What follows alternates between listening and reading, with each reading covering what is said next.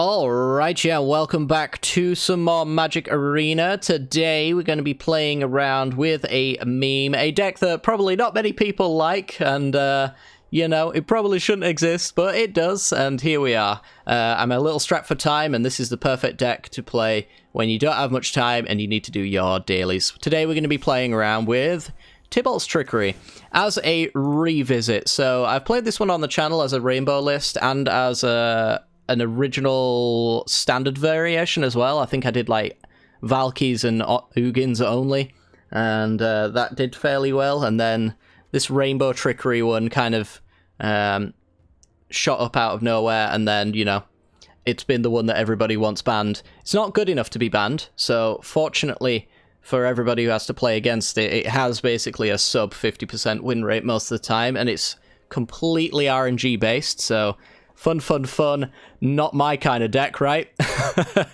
Yeah. But anyway, let's talk about the deck. So it's built around the card Tybalt's Trickery, for those who don't know. 2-mana instant. It says counter target spell. Then 1, 2, or 3 is chosen at random, and its controller mills that many cards. Then they exile from the top of their library until they exile a non-land card with a different name than that spell.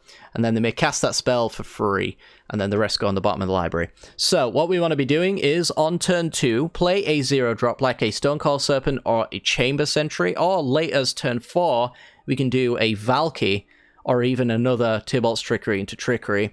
That is an option that hopefully we won't have to do, but it's there. So we're going to counter a 0-drop, and then we're going to start milling 1, 2, or 3 cards, and then it's going to try and dig for a card that is not named Stonecoil Serpent, as an example. So it could hit any of our 3 copies of Chamber Sentry, which would probably lose us the game.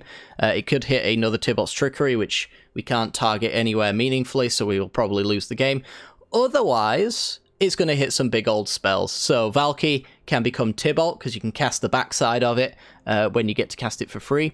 The new cards that we're going to be putting into today's video, the reason why I actually kind of want to revisit this one for a little bit of fun, is from the newest historic anthology, Jinkataxius Core Augur. It's a 10-mana 5/4 with Flash. Beginning of your end step, you draw 7 cards, so my hope is that when we draw those 7 cards, we draw a combo again, and then at our opponent's end step, their maximum hand size is reduced by 7, which basically means they have to discard their entire hand. So hopefully that should win us the game on its own. That as a turn 2 seems pretty reasonable to me. Otherwise, we can hit Mind's Desire from the Mystical Archives, shuffle your library, and then exile the top card of your library. Until end of turn, you may play that card without paying its mana cost, and it has a Storm option as well, which basically means for each spell we've cast before it this turn, we make a copy, which makes it very hard to counter, which is wonderful. And with our combo, means that we're going to have a decent storm count, because we're going to cast a Stonecoil Serpent, then we're going to cast a Tybalt's Trickery, and then the Mind's Desire is going to come off of that, so we get 3 hits off of that. It's kind of a weak Genesis Ultimatum, but more Genesis Ultimatum effects are perfectly reasonable in my eyes. This is one of the better cards that you could hit.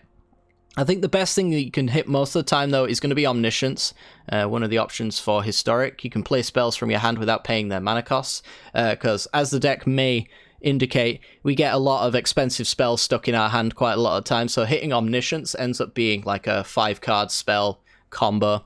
Should also note as well that Mind's Desire can hit Mind's Desire to add to the Storm cost, so cast those for free, and they can kind of chain into each other, which is kind of nice. Only 3 copies, because I don't own 4 copies, so that would be why. Otherwise, I would probably go Mind's Desire for 4 and down a Kyurobes the Sea God or something like that, which is in here mostly for Emergent Ultimatum, which can hit Tybalt, it can hit Jinkataxius, Bolas' Citadel, and Omniscience, or even a Mind's Desire. We can build a pretty impossible 3-card hand for our opponent to beat, and we probably win off of it, no doubt, depending on which ones we've drawn so far up until that point anyway. But yeah, that's probably going to be as much as I really need to say on this deck. We got lots of Scrylands to try and find our combo. We're going to be mulling in aggressively. Some games will be non-games. I will probably not include most of the non-games, because, you know, I'm here to entertain. So, you know, as I've mentioned, it is a subpar deck. It's below 50% for me, at least, so, you know, just know that I am losing more games than it appears that I am, probably. And, yeah, Hopefully you enjoyed the video. If you do, make sure to hit the like button and subscribe. And without further ado, let's continue. This video is brought to you by the generous support of our wonderful patrons and channel members that you see here. If you'd like to support the channel and get access to cool content like sneak peeks, bonus videos, polls on future content, or access to a personal deck critique from myself every month, then hit the join button down below, or check out the Patreon link in the description. With all that said, let's get into the gameplay.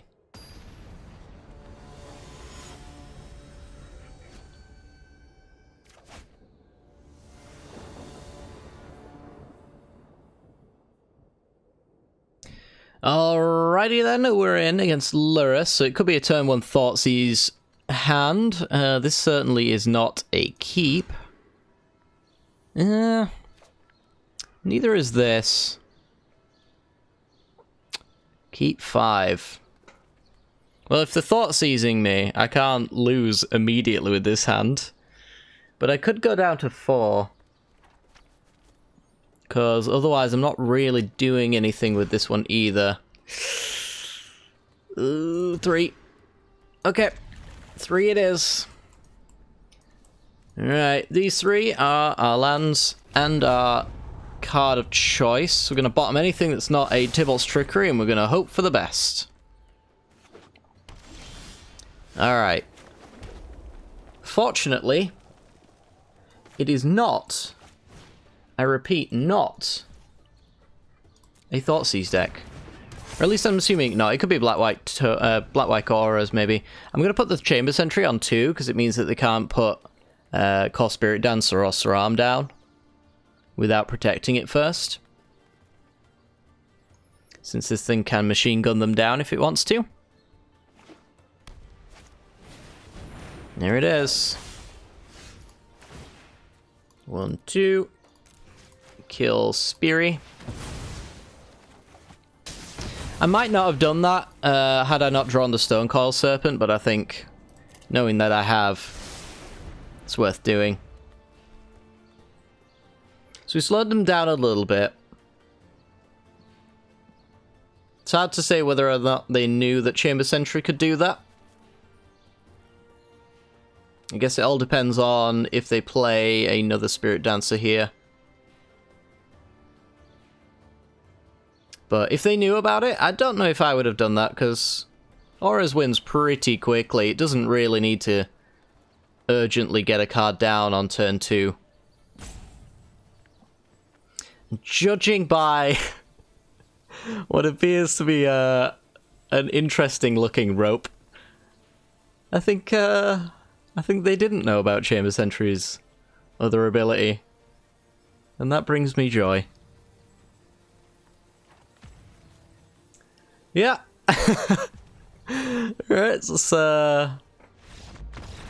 one notch in the victory pile then, I suppose.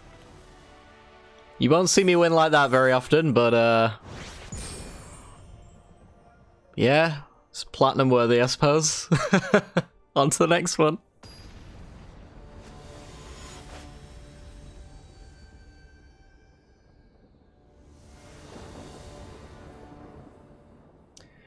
Okay, on the draw, none of our combo pieces, so we're going to throw it on back. 1 combo piece with a Scryland.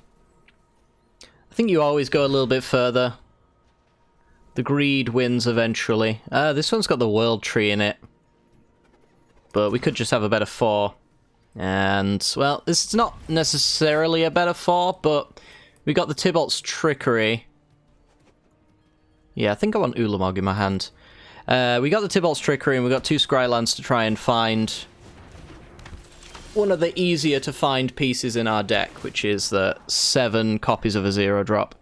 We're going to put that to the bottom. Play against green-white angels, it looks like. So not a great deal of time to work with here. But there's our Chamber Sentry. And a Stonecoil Serpent. Absolutely going to put that on top. So we've bottomed nothing of note. Okay. But with the Chamber Sentry in hand, what we want to do is we want to play the Stonecoil Serpent. Because I believe there are less sentries in our deck than serpents, which should hopefully matter. Here we go. Spin the wheel. Our opponent is quite far ahead, so we'd have to have something good here. That Omniscience would have been great. Mind's Desire. Okay, well, we know there's an Omniscience at the bottom, so... Hey! Alright, we win now. Well. Interesting. Alright, so Omniscience for free, please. We can probably... Aw, opponent's gone.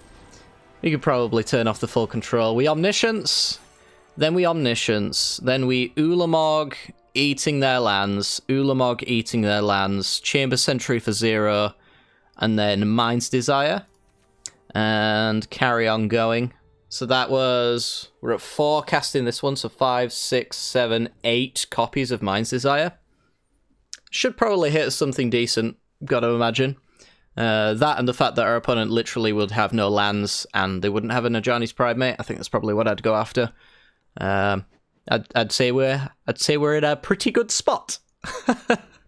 Nice, short and sweet. Next game.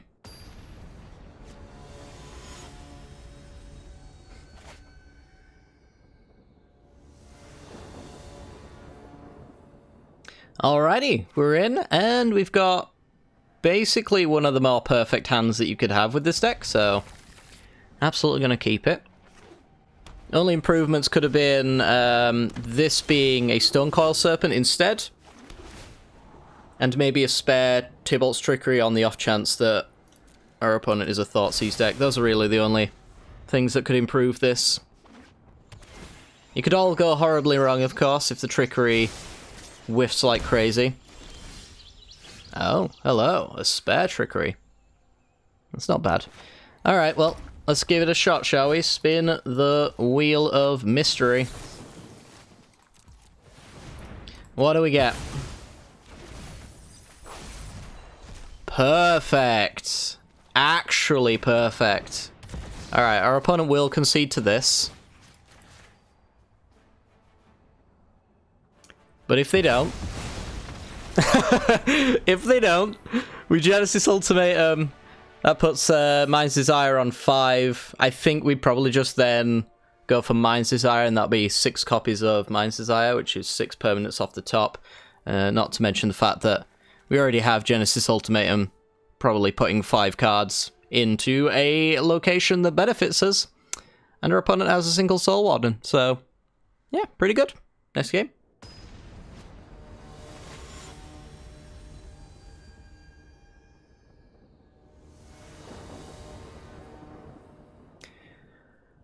Alright, on the play, got double Tybalt's Trickery and double Scryland.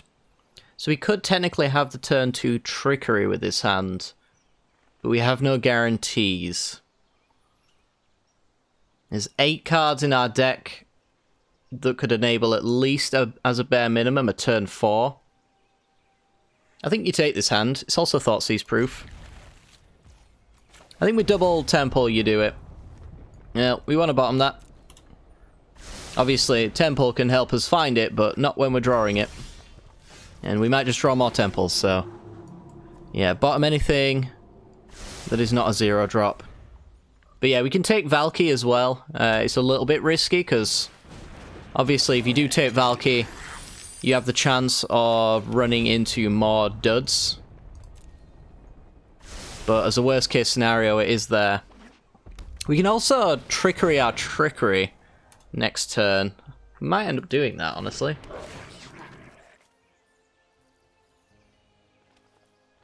Opponent's on a roll here with their Goblins list. Going to go with a Skirt Prospector. Might be getting it out right now. Though maybe they know that they're not in such a terrible rush. I think I give myself the chance to Trickery into Trickery. I'm gonna have to full control their turn when we do it.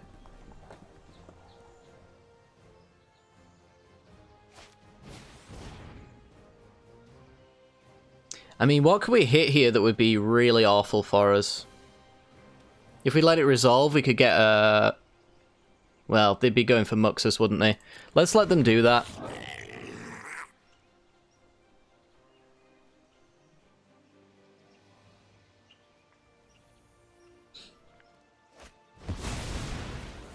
Yeah, so now I think we go Trickery. I mean, we could always just go Trickery here and see if we can get them to hit anything that's not a Muxus, because anything that's not a Muxus is pretty decent. And then just wait a little while on our other Trickery to find another 0-drop. We've bottomed 3 cards so far. We've got a draw plus another scry. Because I'm just thinking, if Muxus rolls over a megaton of creatures, we might just be dead in the first place. And also, if we hit something like Ugin the Spirit Dragon, they could just actually kill it. And then we just lose to that as well. So yeah, I'd much prefer our opponent to have a Goblin Instigator than a Muxus. Actually using Trickery as a counterspell might be up there on first times for me. Come on, 0-drop. The World Tree. Do we have time for that? We might have time for that. Like, it's Emergent Ultimatum the turn after next. 2 turns to get it done. We're at 19, though. I don't know. Give it a shot. Like, we're probably just dead anyway, right? Yeah. Probably just dead anyway. I'll go Tybalt's Trickery again. We're gonna go for the Emergent Ultimatum here. Oof. Krenko. Yeah, that doesn't slow down the clock by much, admittedly. Down to 17, we play our tap land, and then next turn we can play Emergent Ultimatum. Grabbing Mind's Desire. What are we grabbing? Mind's Desire, Omniscience. Bolus's Citadel, maybe? I don't know. Oh, we're just dead. Yeah, well, we tried to give it a shot, but they had 3 Muxus in a row, so, you know. Pretty nutty hand from them, but we gave it our best shot. Minus 34. Casual. Alright, well, next game.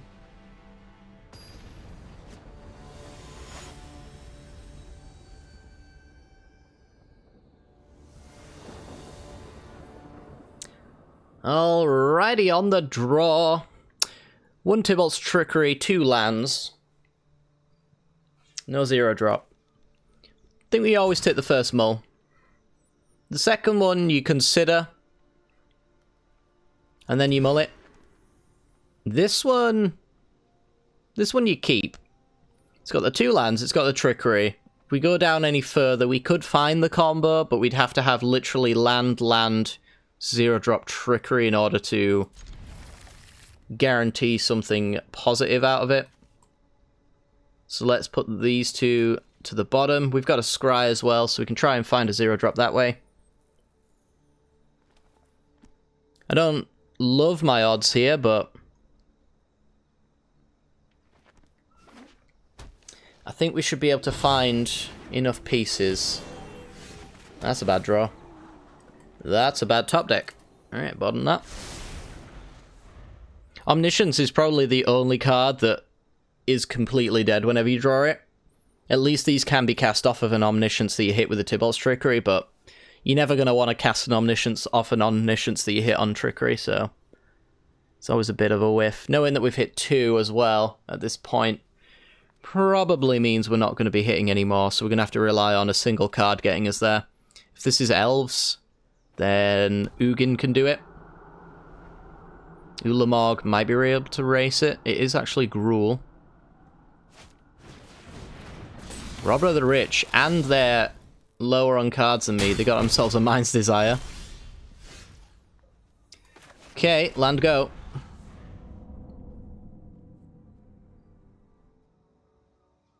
Yeah, Robber's just going to keep on hitting some gold here. So our top card needs to not be a 0-drop. Oh, it was a land. Oh, it's a 0-drop. Okay, here we go. Moment of truth. I think an Ugin can do it. So, confirm 0. Tybalt's Trickery. Let's go.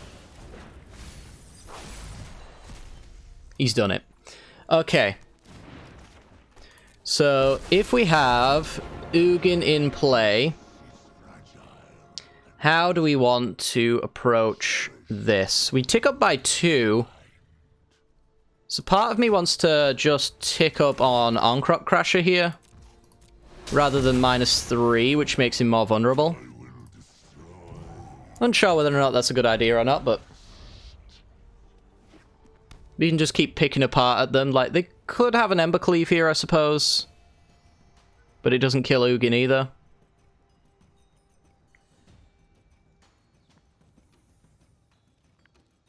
I think they can only hit me for like 6, maybe, with a hasty Hexproof boy.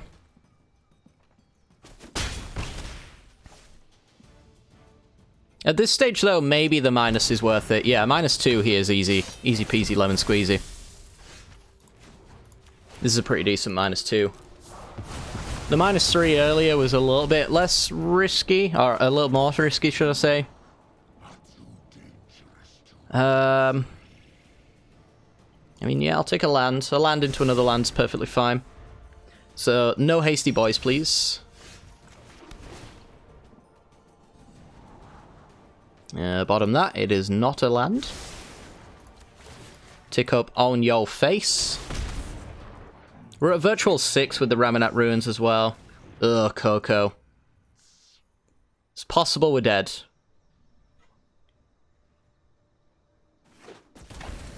But not to that, okay.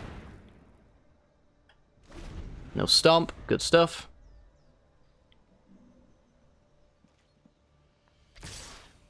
Yeah, I'd say we're probably dead. We're at a virtual 1. Like a -3 that.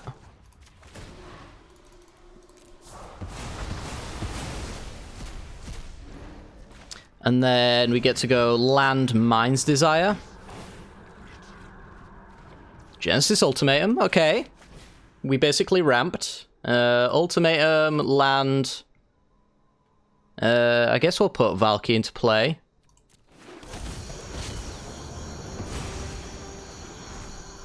See what the card is. It's a stomp. Oh my god. Oh, hard cast Mind's Desire. It's more powerful than I could have possibly imagined. So we take their stomp. Means they can't hit us because they've got 1 mana too little. And then I could probably turn it into a Bone Crusher Giant, meaning that most things that could get through on 4 here probably don't go through Valky. I can even play a 2-drop Stonecoil Serpent. I think that's where we're at this point. And yeah, we're just basically hard casting the rest of our hand for the rest of the game, right? It's 10 mana for Omniscience. We've got 3, 6, 7, 8. So we're 2 mana short on that. But we can hit lands off the top because of the Citadel. And yeah, I think for the most part we would be getting there. Like, Stomp would kill us. Stomp and then land into Ramanat Ruins would probably kill us, but I don't know if we win before then. It's hard to say, really, because we do have a pretty decent board state and another Genesis Ultimatum on the way. So, yeah, pretty good, pretty good. On to the next game.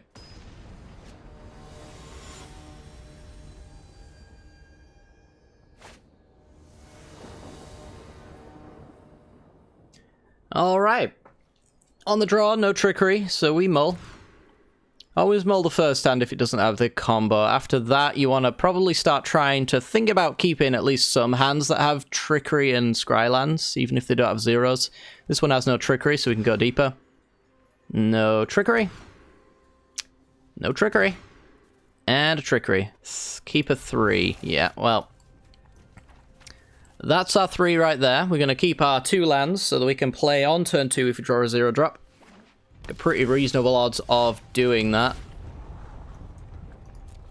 Memorial to War, that's a spooky old card there. Maybe playing against Ponza here. I have not seen anyone playing Memorial to War in quite some time. Not since it came out, really. Radiant Fountain, what on earth? This feels very, like, big red to me. Stone Rain, my red source. Sure. Every land in my deck produces red, so just replace it. I guess I should bear that in mind, rather than trying to make perfect mana to cast Genesis Ultimatums, which probably won't happen anyway. I should probably just make sure that every optional land is placed on red. Gonna be big Chandra here. Oh, Torch of Defiance. Rubble Reading, sure. Yeah. I deserve this. So I need a land again. Look at me. I'm very good. Alright. No more lands. Only zeros. Mecha Godzilla. Wow, this is quite the hyper meme over here. I like it. All in land destruction. Mind Stone. And another Mind Stone. Sure. Get our +1/+1 counter and hit for 4. Got a fair bit of time if this is the only card that's coming our way. Good lord. Literally the worst card in our deck.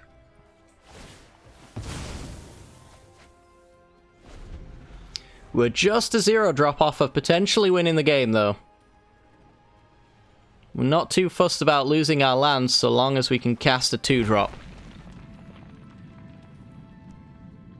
And I get the impression... Well, rip that land. I get the impression that if we do resolve Trickery, we win, but I'm not seeing how that can happen. Anything 8 mana and up is the only thing on the top of our deck right now. We bottomed a ton of stuff as well. And yeah, that'll do it. Next game.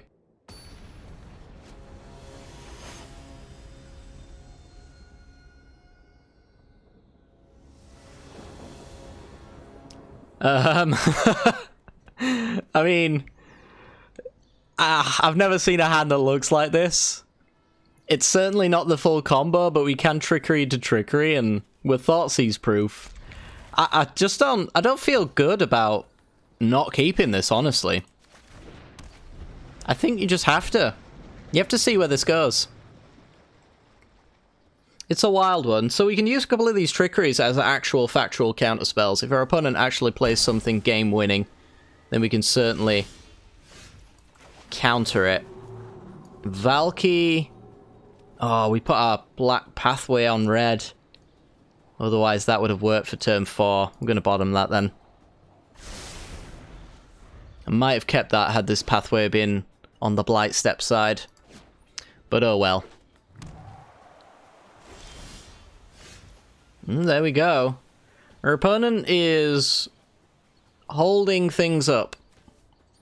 Which means I want to wait until turn 4. Or until they tap out. I want to be able to counter their counter with Tybalt's Trickery. If they are running it. They might not see it coming. Alright, well there's Expressive Iteration, so they're going to have a Spell Pierce here. Or a miscast, I guess. Otherwise, that should do it. Oh, we could also whiff as well. Then the game continues. A little further. Just a red source, so maybe a Faithless Looting from them. They look like the kind of deck that might be messing around with Mizzix's Mastery. Pillar of Flame.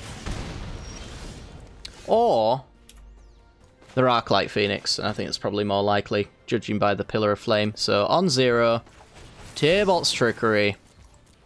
Spin the wheel. What do we get? Ulamog! That'll do it. Yeah. I have a hard time seeing how that doesn't get us there. Other than maybe land Brazen Borrower. I don't know if many Phoenix decks run like unsummon effects though. I'm sure a couple do, but yeah, they usually rely on just like little chippy kind of burn spells like Pillar of Flame a lot of the time, so yeah, Okay, that'll do it for today's video. Hopefully you've enjoyed. If you have, make sure to hit the like button and subscribe. Sorry it is a bit of a shorter video, but, you know, it's a bit of a weird one today, so hopefully you've enjoyed anyway. Take care, guys, and have a wonderful evening.